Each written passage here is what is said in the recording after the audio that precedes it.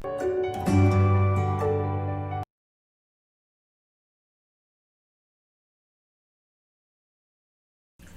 students, today we are going to start the next chapter of the biology of the 12th class, that is the human disease, human health and disease. Yes, now question arises, what is health and why we are discussing this chapter? Because we are the living beings and we need to know what are the main reasons that our daily life is affected, and so for that we need to know what is health.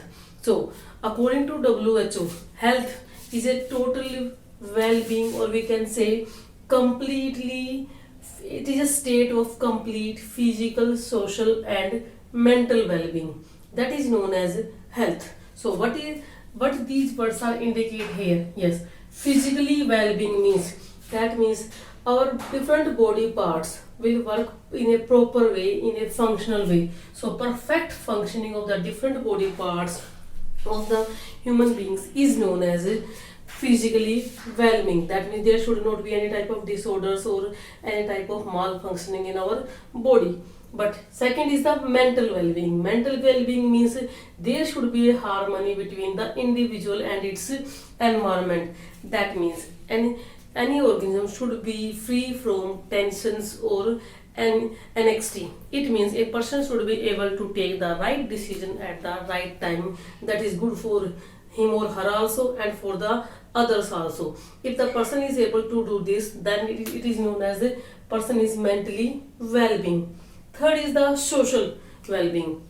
Yes, but this social being is related to the society, because as we know humans are living in the societies, and societies are made up of different type of different type means mentally they are different in their thinkings. So a person should be social fit, only that person which can easily adjust in any of the environment, that is it means it can be easily adapt to according to the others. That person should be socially fit, because that person can adjust in any environment, and we can say it can make its the person can make itself happy and others also. So these three words, if a person is physically fit, a person is mentally fit and a person is socially fit, then it is known as health.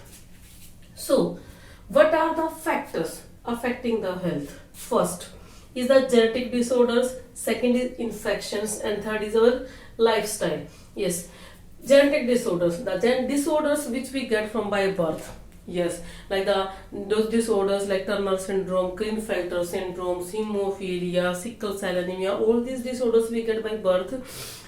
So these disorders will affect our health and make them person to think inferior as compared to others. Second is the infections.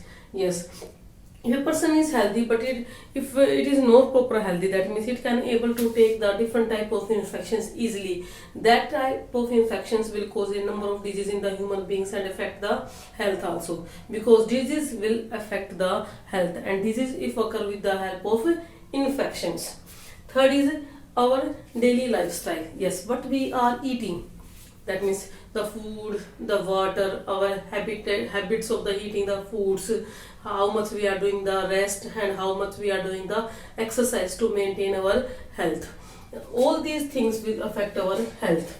Now question arises, after the health, yes, disease is the main thing that can affect the health. So question arises, what is disease?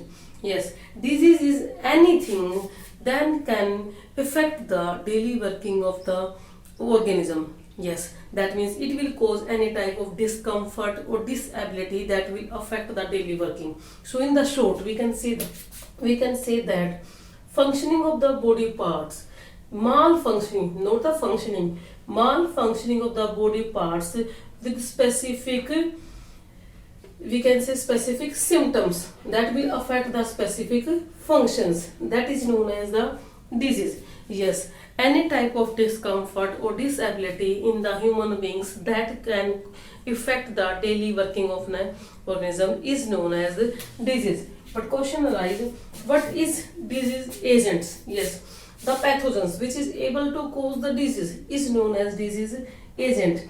The disease can be occur due to the excess of any substance, due to the deficiency of the substance or due to the absence of any of the substance. Like you can say these are the three examples, if you will say types on the basis of agents, like the biological agents, chemical agents, and the physical agents that will cause the disease. Biological agents include the pathogens. Yes, pathogens are the living organisms which are able to cause the disease. Yes, these are virus, fungus, bacteria, and protozoans. Chemicals which are able to cause the disease are of two types: endogenous chemicals and the exogenous chemicals. Endogenous chemicals that are produced inside the body, like the urea, uric acid, like the pigments that are produced by the liver, bilirubin, biliverdin, that will cause the jaundice also. Hormones, enzymes, urea, all these chemicals are produced inside the body, so they are also cause a number of disease. Next is the exogenous and exogenous chemicals, the chemicals that enter in our body from the outside. Yes, examples are the pollutants and the allergens. So third is the physical type, physical agents. Physical agents include heat, cold, pressure, radiations, and the humidity that will cause a change in the body, and body will show the specific symptoms according to that and cause a number of diseases. But after that, diseases are classified into two types: congenital, yes, congenital disease, and the acquired disease. Congenital disease, the disease which is also known is inborn, because this disease we can get by birth. Yes, example, these diseases occur due to the mutations, but mutation can be of two types: gene mutation and chromosomal mutation. Gene mutation, the mutation which will occur in the single nitrogenous base gene. If any mutation will occur in the single nitrogenous base, then it will cause the gene mutation. Example is hemophilia and sickle cell anemia. But chromosomal mutations that will occur on the large scale, that means if any change in the part of the chromosome, not in the gene, part of the chromosome. Example, Down syndrome and the Turner syndrome. These diseases can be occurred due to the excess of the chromosomes and due to the deficiency of the chromosomes also. And acquired disease is the disease that we can get after birth. Yes, we can take disease from after birth. So these can be classified into two categories: communicable disease and non-communicable disease. Communicable disease that will spread from one person to another person, that is known as infectious disease, also called the communicable disease. Example, cold and TB. Second is non-communicable disease. Yes, the disease which cannot spread from one person to another person, like the deep blood pressure, like the heart disease, epilepsy, and the cancer. So these cannot be spread from one person to another. So after that, as we have discussed about the health, after that we have discussed about the disease, the causes of disease, then types of disease. The question arises how these diseases can be spread. Transmission, how the transmission can be occur. Yes, transmission can be with the help of direct contact and the indirect contact, but mainly transmission will occur of the congenital disease, not of the acquired. So, okay, transmission of the disease occur only of communicable. That means the disease which can spread from one person to another person, only we can study the transmission of that disease only. So, which can spread by direct contact or the indirect contact. Direct contact, yes. Some persons have developed the special full fluid-filled lesions on the body skins, and so many times the like ringworms also, smallpox also, chickenpox also. These diseases will spread by the contact. Second is the droplet infections. Yes, in the some diseases, these causative agents will transfer from one person to another with the help of droplets or the aerosols. And these will include, this can spread by coughing or by sneezing. Example like the cold and TB, and nowadays corona is also going on. So, and third is the animal bite. Some diseases diet cannot enter into the human being, but they can directly enter from the bite of animals like rabies. Okay, after that, indirect transmission, that means some diseases are spread by the vehicle, with the help of vehicles, like by the mosquitoes, by like the flies. Some are spread by the air, some are spread by the water, some are spread by the formites like the objects like towels, utensils at the homes, and some are spread by the unclean hands also. So today we have started the health and disease. now we will study about the different type of disease. Okay students, now we will discuss about some disease. Yes, that occur due to the bacteria, virus, protozoans and the helminthes also. So we will discuss one by one. So first today we are going to discuss about the typhoid. Yes, causative agent of the typhoid is the Salmonella typhi. That is a rod-shaped bacteria. Yes, rod-shaped bacteria that is known as the bacillus. Because bacteria is of two types. One is coccus that is a spherical in shape, and second is the rod-shaped bacteria that is known as the bacillus. So Salmonella typhi is also comes under the rod-shaped bacteria. So typhoid mainly occur this disease mainly occur due to the infection of the intestine. Yes, infection of intestine. Yes, Salmonella typhi mainly enter through the mouth and then multiply inside the intestine and cause the lesions also. It mainly occur in the children of age 1 to 15 years. So now question arises, how this Salmonella typhi bacteria will transfer from one person to other person. As you know, it is a communicable disease, so it will spread with the help of the contaminated food and water. It will also spread with the help of house flies, and as I have told you, this Salmonella typhi will enter through the mouth and then multiply inside the intestine and cause a number of lesions. So its incubation period is of 2 weeks. 2 weeks, yes. Incubation period means whenever any pathogen will enter into the body, then it will start to multiply. But how much time the pathogen will take to develop its symptoms? So the time period from the entry of the pathogen and to the when the organism will start to develop the symptoms is known as incubation period. So incubation period of Salmonella typhi is of 2 weeks. Now there are two more things also. One is the portal entry and second is the portal exit. Portal entry is the entry in the living organism from where pathogen will be enter, like the mouth. It will enter through the mouth, through the nose, etc. And portal exit is the point from where the pathogen will remove outside from the human body. So what are the symptoms of the typhoid? Yes, constant fever in the first week, and then it will start to decrease in the second week. Second, person will show the headache, abdominal pain and constipation also. It will symptoms also include inflammation of the ileum and colon. Yes, you can't say like this inflammation will occur in the intestine, because ileum is the part of the small intestine and colon is the part of the large intestine. So typhoid, that is the Salmonella typhi, will cause the inflammation because it will cause the lesions in the intestine, and then it will develop the inflammation to the ileum and the colon. In this disease, liver and spleen also enlarge. So this can be observed during the test, the lab tests. So what are the preventive measures we can take? Yes, if we want to see the internal structure, so we will go for the ultrasound, because in the ultrasound reports it is easily observed the size of which organ has been increased. So with the help of ultrasound also liver and spleen enlarged can be observed easily. So what are the preventive measures? Yes, proper sanitation conditions should be there.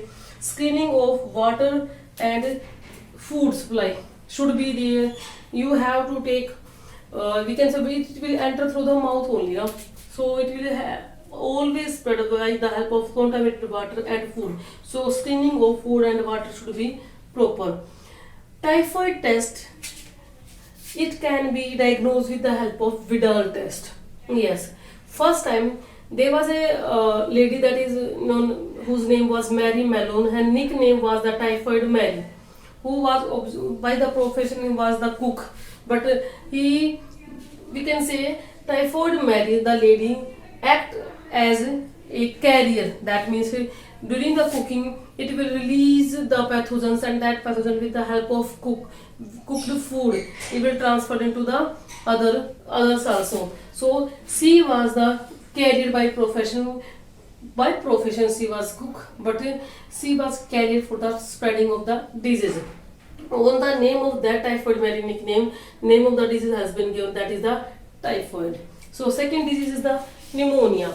This disease is mainly of the lungs. Yes, it occurred due to the causative agent Streptococcus pneumonia bacteria and the Haemophilus influenza. These are the two main causative agent of the pneumonia.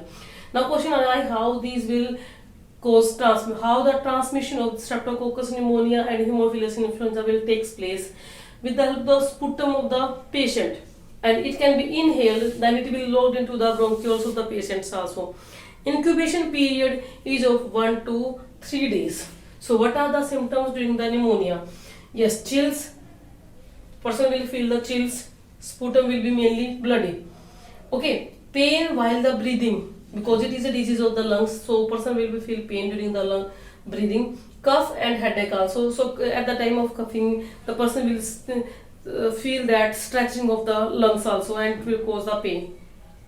Main symptom that will come in the exams also, lips and fingernails of the patients will be grey and bluish in the color. That is suffered from the disease pneumonia. So what antibiotics can be used to treat this disease? So third disease is the common cold that mainly occur due to the rhinovirus. Yes, I have mentioned here also rhinovirus. And infection will takes place of nose and respiratory passage but does not of the lungs. So means in the MCQs you have to keep in mind that pneumonia can cause the infection in the lungs, but common cold mainly infect the nose and the respiratory passage but not the lungs. So it can spread by direct contact with the help of droplets of the sneezing and the coughing, and it can spread by, because those droplets will fall down definitely on the objects, and if we are going to touch those objects, then that rhinovirus will enter inside us also with the help of objects like the books, doorbells, like the utensils, and so many things that we kept at the home also can easily transfer this rhinovirus. So what are the symptoms of the common cold? It will cause the nasal congestion and the nasal discharge, sore throat, cough and headache. If we will think about the incubation, 3 to 7 days incubation period is there. Okay students, now we will discuss about the next disease, that is the amoebic dysentery. It is also known as the amoeboiasis. Yes, it occurs due to a causative agent, that is the protozoa, that name is the Entamoeba histolytica. Yes, this Entamoeba histolytica mainly cause infection in the, it live in the large intestine and the lower parts of the small intestine. So how the transmission will take place in India? Firstly, it was spread or originate in the Russia, but in India it is mainly spread due to the poor sanitary conditions and the polluted water. So how it will transmit? It will transfer with the help of ingestion of the cyst, because this Entamoeba histolytica is found in the cyst form in unfavorable conditions, and these cysts with the help of foods and drinks will transfer, and whenever any person will drink the contaminated water and eats the contaminated food, it will transfer with the help of that only, and then it will reach into the intestine where it will multiply and it will cause the infection. It will also spread by the flies from the feces of the foods and drinks. Whenever this plant amoeba will reach into the intestine, it will release a enzyme that is known as the cytolysine. This enzyme is proteolytic in nature. Yes, Entamoeba release a proteolytic enzyme, that is cytolysine, and this cytolysine will degrade the mucous membrane of the intestine. Okay, so what are the symptoms the person will show that is suffered from the amoeboiasis? Yes, mainly pain in the abdomen part, and blood and mucus will release with the stools, and fever, nausea and nervousness also. So these are the symptoms of the person that is suffered from the Entamoeba, or the which is suffered from the disease amoeboiasis. So what are the preventive measures we can take to avoid this? Washing of the vegetables and fruits. General awareness should be necessary to wash the fruits and vegetables before cooking and before eating, to wash your hands before eating and after eating the food also. General cleanliness like the washing of hands I have mentioned, protection of the food and drinks from the mosquitoes and from the flies. So this is about the amoebic dysentery. Second is the ringworm. Yes, this is the disease of the fungus, because it will spread due to the causative agent which are mainly fungus, Microsporum I have mentioned trichophyton and epidermophytons. So what are the symptoms? Yes, appearance of dry scaly lesions. Yes, scales lesion appear on the, I have mentioned skin, nails and scalp also. These lesions, well, these will burst, release a fluid that will cause the itching also. So now how this will transfer? With the help of formite infection. Formite infection, like the, by using the utensils, by using the clothes and towels of the infected person. So third disease is the chikungunya. Yes, it will spread due to the virus that is known as chikungunya virus, which is also known as the alpha virus. Yes, what are the symptoms? Mainly creeping joint pain is the main symptoms. It will fever and conjunctivitis also, and it can transmit by a mosquito. That is, mosquito act as a vector, and that specific mosquito is the Aedes mosquito. I have mentioned here Aedes aegypti is the mosquito. I can underline here also.